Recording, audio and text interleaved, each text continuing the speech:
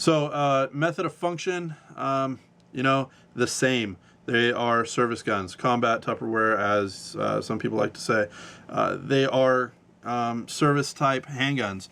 So their method of service, you know, law enforcement officers carrying them on their sides, relying on them as their primary weapon if something does go down. You know, other than that, they are, you know, a great carry gun for the average person that is able to conceal a full-size handgun. They are light in, you know, similar respects. They function great. They're accurate. They're, you know, service weapons, just like a Glock, just like a SIG. They're just great weapons. As far as ergonomics are concerned, the 1911 angle grip on this is just wonderful. It's very pointable, very natural. The XD really, or HS I should say, really hit the nail on the head when they designed this thing. The grip safety and all that does not hinder me whatsoever. I actually kind of like having the grip safety. When I go to holster this firearm, I usually remove my thumb from the side of the grip and I put it on the back of the slide just to you know, take the pressure off of the grip safety when I holster it, especially in an in-waistband holster. That way I don't have what has become referred to as Glock leg. I'm not a Glock hater. I do own a Glock. I like my Glock. I've got a Glock 33, but there is something to be said about a little bit more safety with the beaver tail safety. Safety on this gun, you can get it in mag disconnect flavor or not. Me personally, mag disconnects are just icky. I don't like them. So no mag disconnect on this one. You know, it is a safe gun. It has a trigger block right here, same as the XD.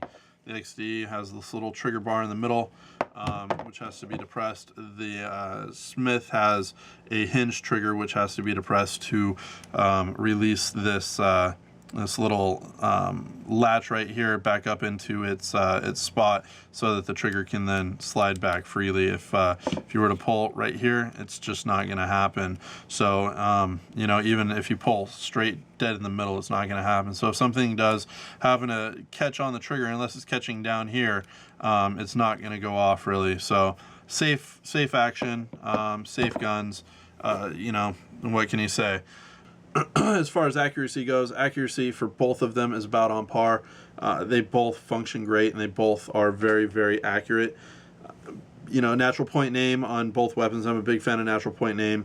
A natural point name on both weapons is very good. I can pick either weapon up and just point it right where I'm thinking about pointing it. I don't have to adjust my grip or anything like that when I'm drawing from a holster and I'm getting on target. It's just 1-2 and it's right on target.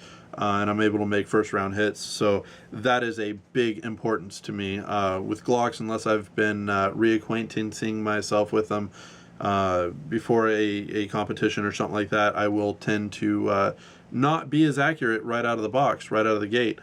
So, you know, with these guns, because I am more used to the grip angle on these, you know, same with the SIG, same with my 1911s, it's just more natural for me. Not saying that Glock angle is bad. If you're used to it, it's great. I'm just not used to it unless I've been really practicing with my Glocks. And as far as price goes, prices are about comparable. Accessories are about comparable.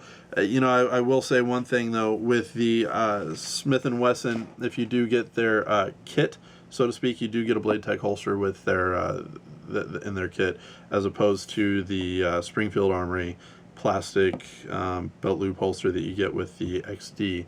The mag holder in the XD is pretty hokey also, but you know, in a pinch, when I've forgotten my Blade Tech mag pouches, mag holders, I've actually used the XD mag holder and it's been fine. You know, it just is what it is. It just feels cheap, and you know, you're getting it with the gun, so it is, you know, an extra thing just to sweeten the pot a little bit, but you know, it doesn't really sweeten it that much. Both of these guns I got, well, this one obviously I did not get the XD package because it is an HS 2000.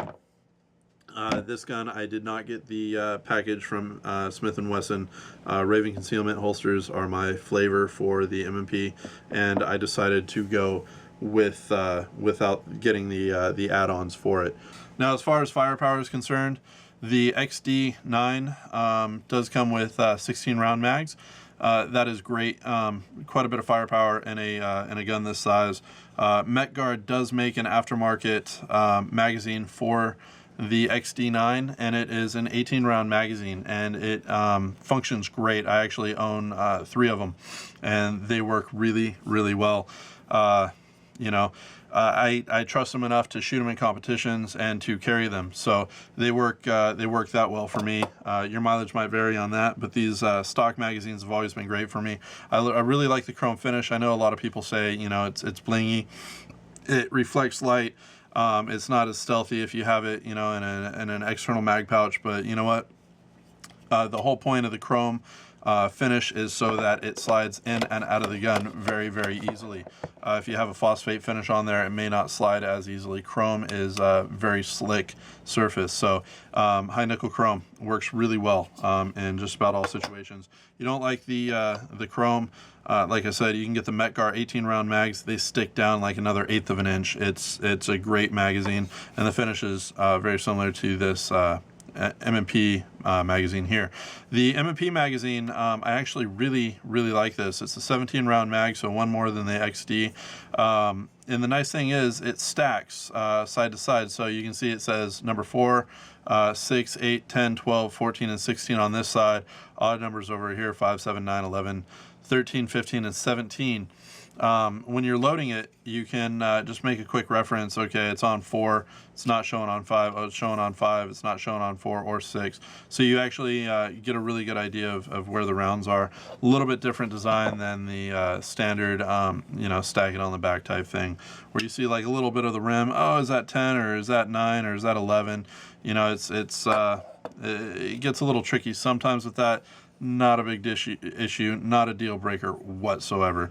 But 17 rounds in the M&P, that is excellent, and that is partly to do with the fact that the magazine is slightly fatter. If I try to just, so you can see, put the magazine in the XD, it actually only gets to there and does not slide in any further, and that's because it is so much thicker. Not really felt in the gun itself, though. Like I said, the grip is slim. The palm swells take up the extra room. The grip is slim on this too. You know, width in the grip is about the same. Width in the magazine a little bit bigger, a little bit fatter on here. But you know, it's just the way it's designed, and they are able to fit an extra round, 17 rounds. Haven't seen any aftermarket magazines that are worth anything yet for the M&P line, but I'm sure they're coming. Look forward to maybe a MetGuard mag with that. Hopefully get, you know, 19, 20 rounds out of the M&P. That would be pretty awesome for me, and I would carry those every day, given the opportunity. So anyways, that's to sum up the comparison between the XD or HS2000 and the Smith and Wesson M&P9. Anyways, take care and happy shooting, and we'll see you guys again soon. Take care.